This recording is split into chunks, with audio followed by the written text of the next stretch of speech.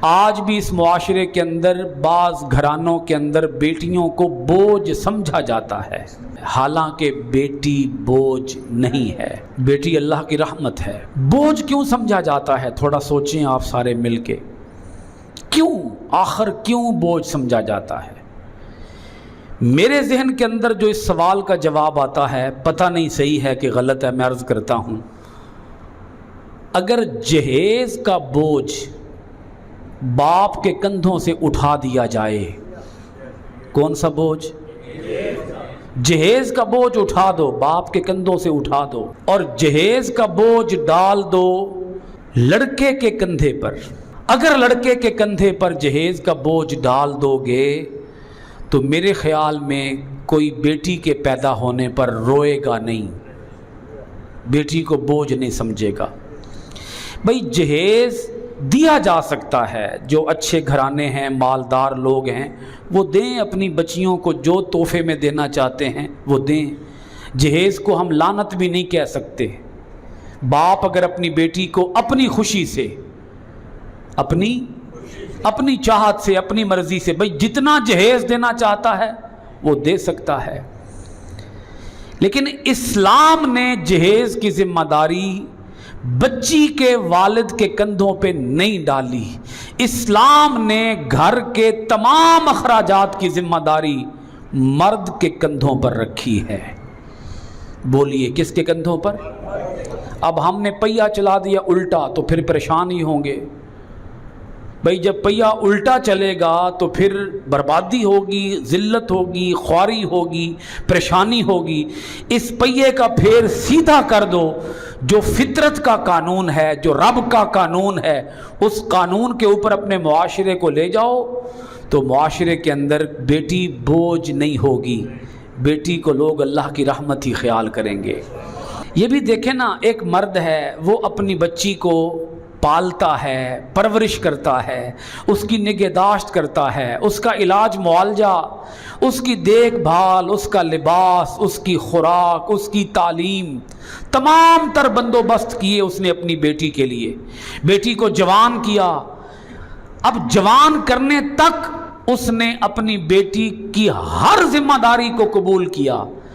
جوان ہو جانے کے بعد بھی کیا وہ باپ ہی ذمہ دار ہے؟ بولیے تو صحیح نا میرے ساتھ آپ جی، جوان ہو جانے کے بعد بھی ذمہ دار باپ ہی رہے گا۔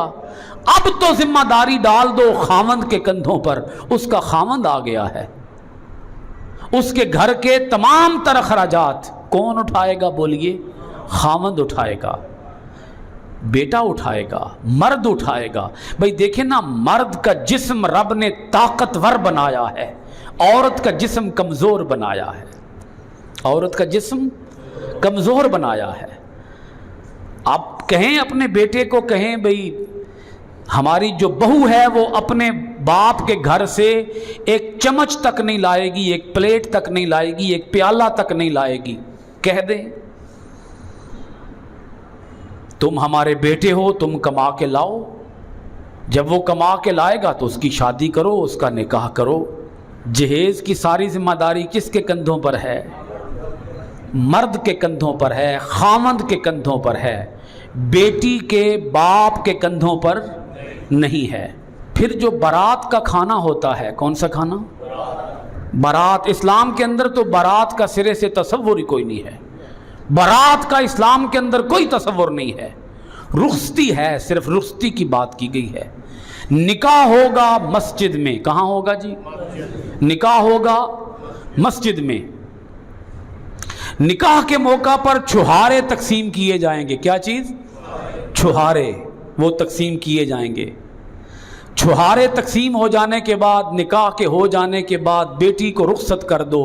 خاندان کے، فیملی کے چند افراد آئیں، چند افراد، اور وہ اپنی اس بہو کو، اپنی بیٹی کو اپنے گھر لے جائیں عزت کے ساتھ۔ نہ ڈھول ہو، نہ بینڈ ہو، نہ باجا ہو، نہ ڈھمکا ہو، نہ بھنگڑا ہو، نہ ناچ گانا ہو، نہ غیر اسلامی طریقہ ہو، نہ بے پردگی ہو، ٹھیک ہے جی، اور نہ ہی کھانا ہو، نہ ہی کھانا ہو. سادگی کے ساتھ اپنی بیٹی کو رخصت کر دو جہیز کے بغیر. کس کے بغیر؟ اور باراتیوں کو کھانا کھلائے بغیر کر دو رخصت ان کو. جب رخصتی ہو جائے گی تو اب جو لڑکے والے ہیں، لڑکے والے دلہا والے، وہ ولیمہ کریں گے. ولیمہ کا حکم اسلام کے اندر دیا گیا ہے. ویسے بھی اگر آپ بائی لاجک سوچیں، بائی لاجک، جو باپ اپنی جوان بیٹی کو گھر سے رخصت کر رہا ہے، رخصت، اس کے لیے کیا خوشی ہے کہ غم ہے؟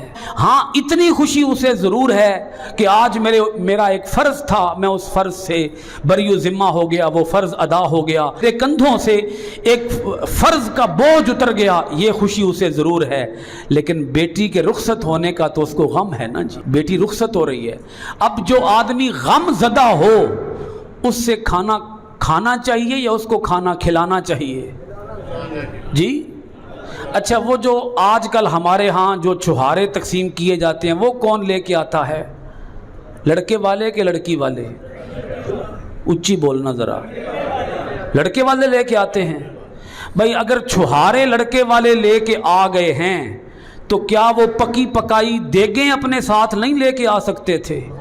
اور جس بازار سے تمہیں چھہارے ملے اسی بازار سے پکی پکائی دیگیں بھی خرید کے لاؤ اور خود براتیوں کو کھانا کھلاؤ. اگر تمہیں اتنا ہی شوق ہے براتیوں کو کھانا کھلانے کا، بیٹی کے باپ سے کیوں کھانا کھا رہے ہو؟ بیٹی کے باپ نے، اس باپ نے تجھے بیٹی جوان کر کے اپنے جگر کا ٹکڑا تمہیں عطا کیا ہے. اب اور تمہیں کیا دے؟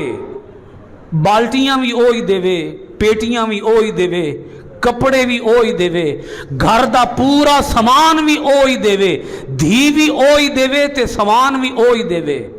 جہیز اسلام کے اندر لفظ ہی کوئی نہیں ہے.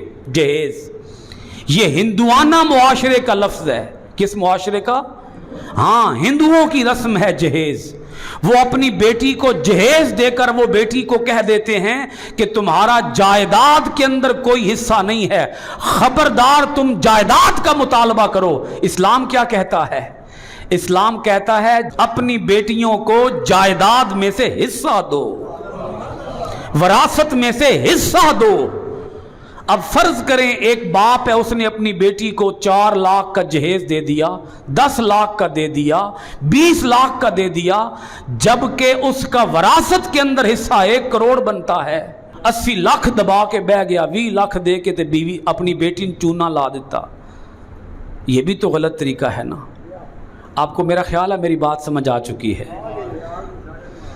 اچھا، اب اگر آپ مجھ سے پوچھیں علامہ صاحب اتنا جو زور دے رہے ہو، رسول پاک صلی اللہ علیہ وآلہ وسلم نے بھی تو اپنی بیٹی سیدہ فاطمہ الزہرا کو جہیز دیا تھا. آپ کہیں گے نا، یہ مجھ سے سوال تو پوچھیں گے آپ. پہلی بات تو یہ ہے رسول پاک صلی اللہ علیہ وآلہ وسلم کی 4 بیٹیاں ہیں. کتنی بولیے؟ تو پہلی جو 3 بڑی بیٹیاں ہیں ان کے بھی جہیز کا کوئی ذکر آپ نے کہیں سنا ہے؟ کبھی سنا ہو آپ نے؟ حضرت سیدہ زینب، حضرت سیدہ رقیہ، حضرت سیدہ ام کلثوم رضی اللہ تعالی عنہن، کیا ان کے بھی جہیز کا ذکر سنا؟ نہیں سنا. اچھا، مولا علی کے یا حضرت سیدہ فاطمہ الزہرا کے جہیز کا ذکر آپ کیوں سنتے ہیں؟ وہ ایک دلچسپ واقعہ ہو گیا تھا. واقعہ کیا ہوا تھا؟ جب نکاح ہونے لگا تو رسول پاک صلی اللہ علیہ وآلہ وسلم نے جناب علی سے پوچھا، اے علی کچھ ہے پاس اپنے؟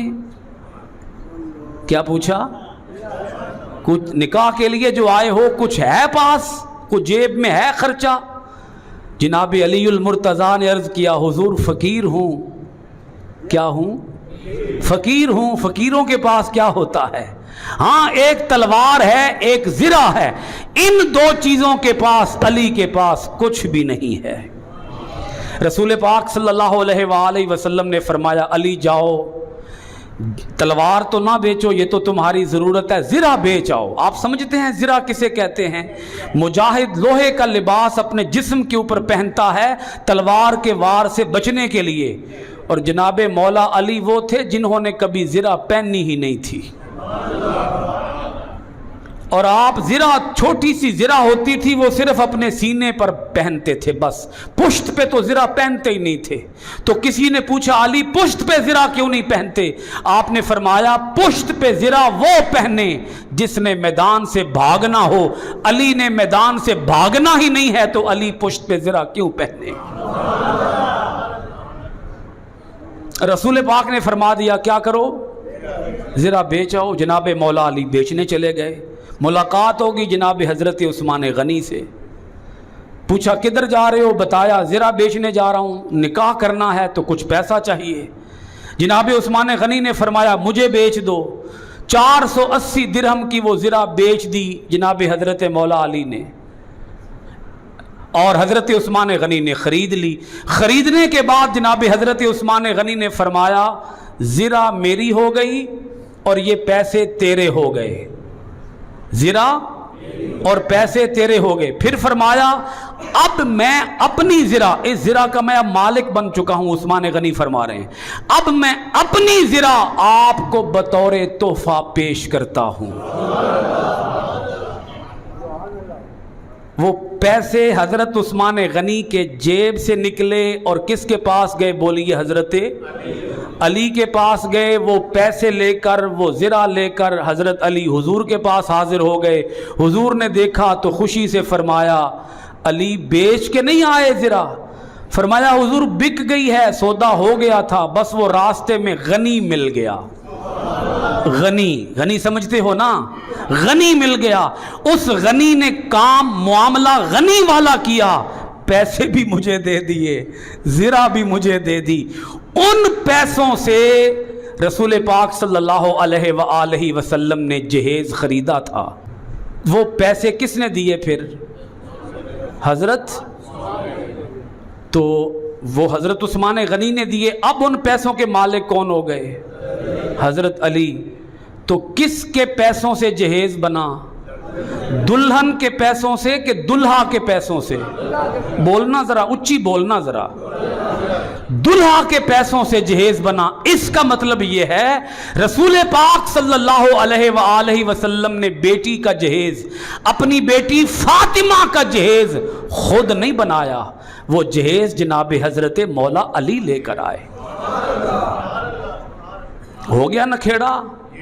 اب کوئی یہ نہ کہے کہ جہیز دینا اللہ کے رسول کی سنت ہے۔ ویسے میں عرض کر چکا ہوں کہ جہیز منع بھی نہیں کیا گیا، باپ اگر دینا چاہے خوشی سے تو وہ دے سکتا ہے، لیکن پردے میں دے۔ کس میں؟ ہاں، اس کی شومنٹ نہ کرے، وہ دکھاوا نہ کرے۔ اگر دکھاوا کرے گا تو کئی غریب بچیوں کے دلوں پر کچوکے لگیں گے کہ کاش ہمارا بھی باپ امیر ہوتا اور ہمیں اتنا جہیز دیتا۔ اب میں جو نقطہ آپ کو سمجھانا چاہ رہا تھا وہ سمجھیے گا۔